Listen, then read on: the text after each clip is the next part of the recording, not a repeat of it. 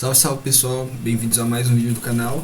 Esse vídeo vai ser basicamente para explicar um pouco do que aconteceu nesse meio tempo, porque que eu parei de gravar vídeo, mas agora, só para avisar, a gente vai voltar com todos os vídeos no canal e a gente vai voltar a ter vídeo. Eu vou corrigir algumas coisas que eu errei alguns vídeos atrás, que eu percebi, que agora eu estudei um pouco mais, estou entendendo mais o conteúdo. A gente tem várias novidades para contar para vocês aqui, e novos módulos, novos circuitos, novos componentes que a gente pode mexer no canal. Então, bora pro vídeo e eu vou explicar tudo lá, o que aconteceu nesse meio tempo. Bom, pessoal, agora eu tô oficialmente formado. Uma das coisas que aconteceu é que agora eu tô oficialmente formado. Acabei de me formar no nono ano, eu tô indo pro primeiro. E nesse meio tempo a gente também ficou de recuperação em química, que é... Eu gosto muito de matéria de exata, não sei se já comentei no canal, mas tipo, área de matemática, biologia, química, física, são áreas que eu gosto muito.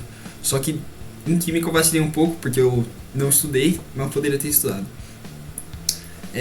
A gente tirou notas boas, conseguimos passar de ano de boa, né? Não tão de boa, porque eu já fiquei de recuperação. A gente comprou mais componentes eletrônicos, como eu tinha mencionado no começo do vídeo, que um deles é um Arduino, que é um componente, é tipo uma placa eletrônica, onde ela pode programar, tipo, eu posso mandar uma função, não uma função contínua, como tipo, se a gente conectar, por exemplo, um buzzer, que agora a gente tem mais coisa, por exemplo, eu tenho um buzzer passivo e ativo.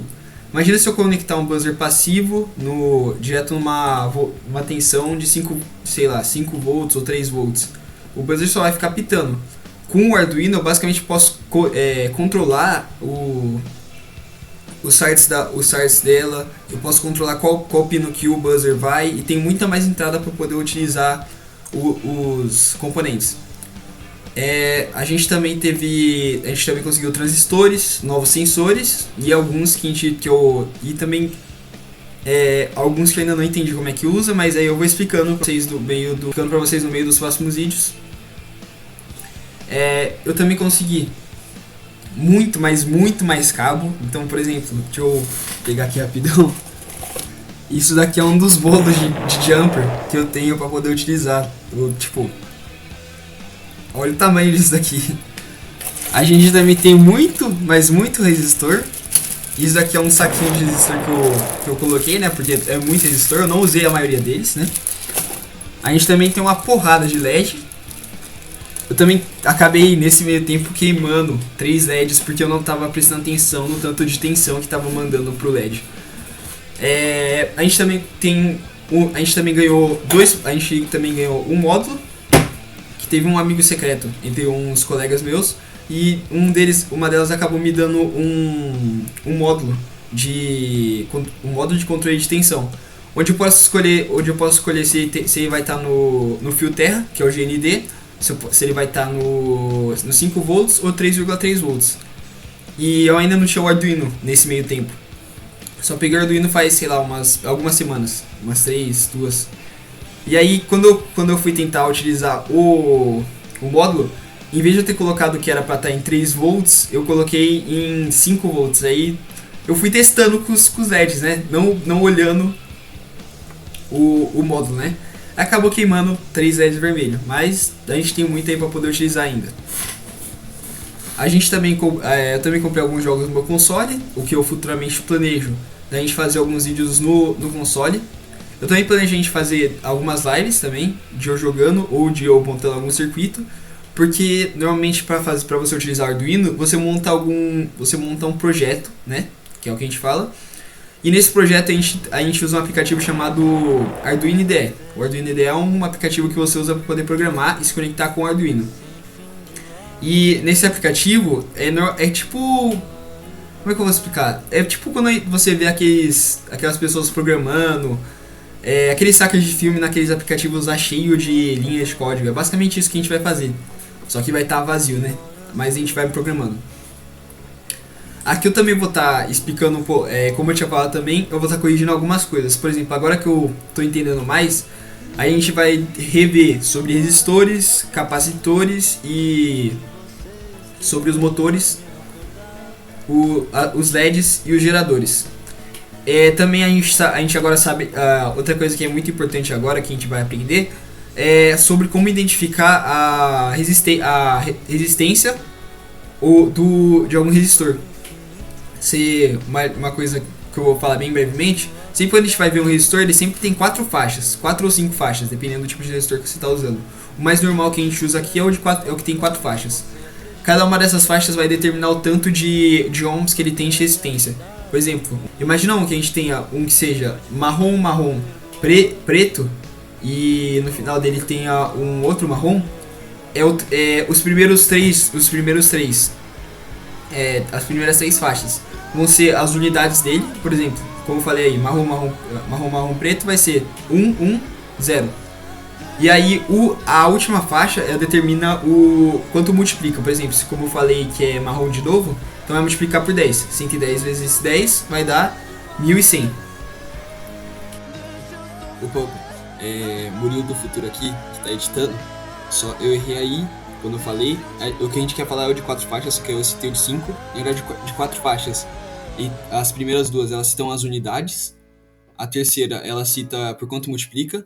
E a última é a tolerância. A tolerância, no caso, seria tipo o quanto que ela pode variar na vida real.